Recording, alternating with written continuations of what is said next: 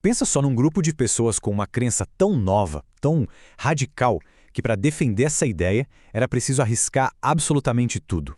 É essa a história da primeira comunidade cristã lá em Jerusalém.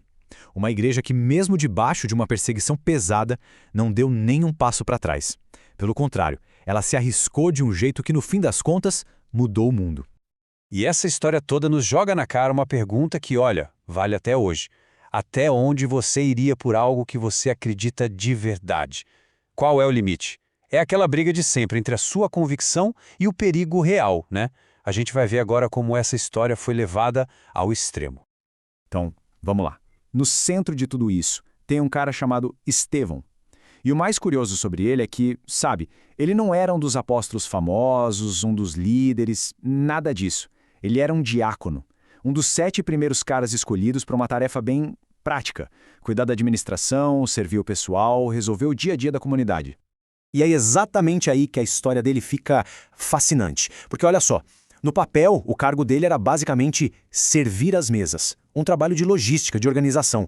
Mas e na prática, o que ele realmente fazia? Bom, ele era um homem descrito como cheio de graça e poder, que fazia milagres e sinais incríveis. Fica muito claro que o poder dele não vinha do cargo, né? Vinha de outro lugar. E quando a gente olha as descrições de Estevão, parece que estão pintando um retrato do cristão ideal, sabe? Dizem que ele era um homem cheio do Espírito Santo, que ele era um exemplo de humildade, mas ao mesmo tempo tinha uma coragem fora do comum. A pregação dele tinha uma sabedoria que ninguém conseguia rebater. E o resultado é que, mesmo sendo só um diácono, Deus o usava com a mesma intensidade que usava os apóstolos. Bom, é claro que tanto poder, tanta sabedoria, isso não ia passar batido, né? O sucesso de Estevão começou a incomodar, e a incomodar muito. Os líderes religiosos da época viram que a influência deles estava diminuindo, as pessoas estavam indo ouvir Estevão. E o que era admiração virou inveja. E a inveja virou um ataque direto. E a coisa foi escalando muito rápido. Olha só a sequência. Primeiro, eles tentaram vencer Estevão no debate, na teologia. Não conseguiram. Aí a frustração virou inveja. E já que não dava para vencer com argumentos, eles partiram para mentira. Começaram a inventar uma história falsa para cima dele. E o último passo, levaram essa mentira para um tribunal, transformando tudo numa acusação oficial. E aqui está o pulo do gato, a parte mais importante. A acusação que eles fizeram de que Estevão estava blasfemando contra Moisés e contra Deus não foi um mal-entendido. Foi uma tática, uma jogada friamente calculada. Era uma manipulação para calar a boca dele. E se a gente parar para pensar, é o mesmíssimo tipo de acusação que eles usaram para condenar Jesus. A história se repetindo. Então imagina a cena. Estevão é levado para o Sinédrio, que era tipo a Suprema Corte da época. É a chance dele de se defender, de tentar salvar a própria pele. Mas em vez de se defender, ele faz algo muito mais corajoso. Ele vira o jogo e faz uma defesa apaixonada não dele mesmo, mas da fé cristã. E para isso, ele usa a própria história de Israel como sua principal arma. A estratégia dele foi brilhante. O que ele fez foi basicamente recontar a história que todo mundo ali conhecia, a história de Abraão, de José, de Moisés, mas ele fez isso para mostrar um padrão bem doloroso.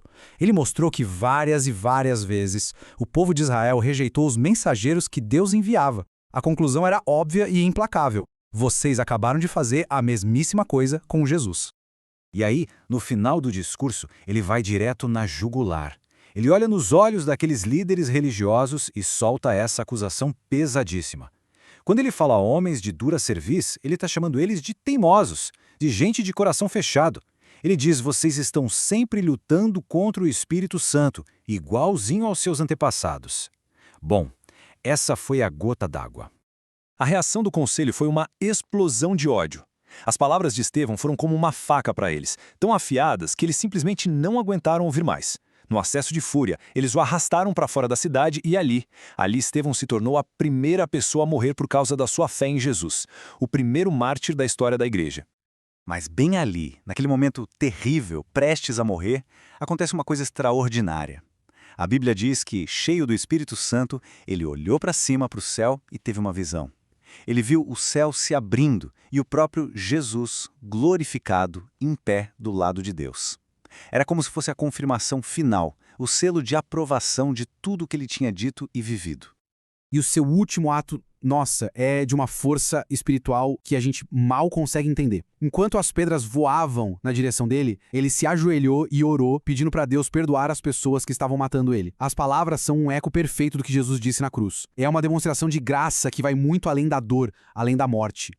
A história poderia muito bem terminar aqui, né? Com uma tragédia. Mas o que acontece depois da morte de Estevão é totalmente inesperado. A morte dele foi o gatilho, o início de uma reação em cadeia que ia mudar completamente os rumos daquela igreja que estava só começando. O que aconteceu foi um paradoxo incrível. Por um lado, a morte de Estevão deu início a uma perseguição gigantesca em Jerusalém.